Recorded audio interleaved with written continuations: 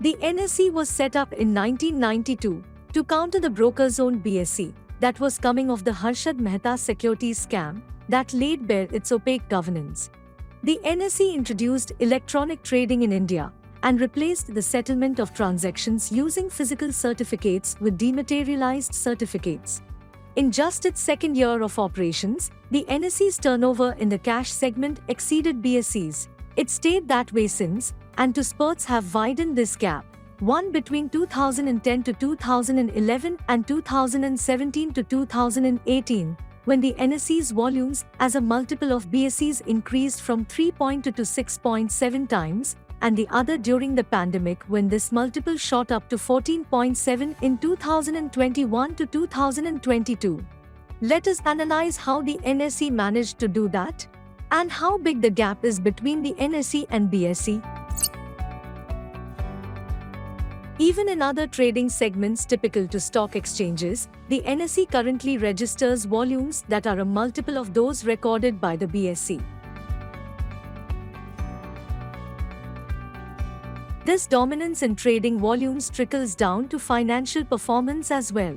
In 2017 to 2018, the first financial year after the BSE listed its shares, NSE's revenues were 4.3 times those of BSE. During the pandemic, markets surged and investor interest exploded. The number of demat accounts, for example, have increased from 40 million in February 2020 to 94 million in June 2022. On the trading side, it's the NSE that has hogged these gains. Between 2019 to 2020 and 2021 to 2022, NSE's revenues increased to 0.4 times and net profit to 0.8 times.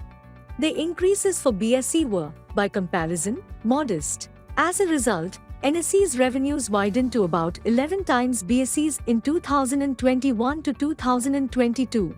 The nature of the stock exchange business is such that it entails a high upfront and fixed investment in setting up technological and trading infrastructure. But once that is in place, every increase in trading volumes tends to not only increase revenues but also channel more into the bottom line.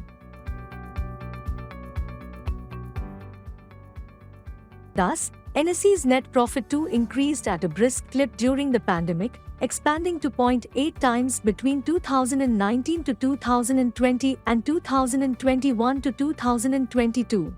It recorded a net margin of 55% in 2021 to 2022, against 48% in 2017 to 2018. Its net margin in 2021 to 2022 was also nearly twice that of the BSE. Although dwarfed by the NSE on this count too, even the BSE doubled its net profit during this period, and the BSE stock appreciated about 6.7 times from its March 2020 low. Taking the BSE public is one of the several achievements at the exchange for Ashish Chauhan. Other notable achievements include increasing trading speed, diversification into new trading domains like commodities and currency, increasing trading volumes, and consolidating the platform for small and medium enterprises. For Chauhan, taking over the NSE top job is a homecoming.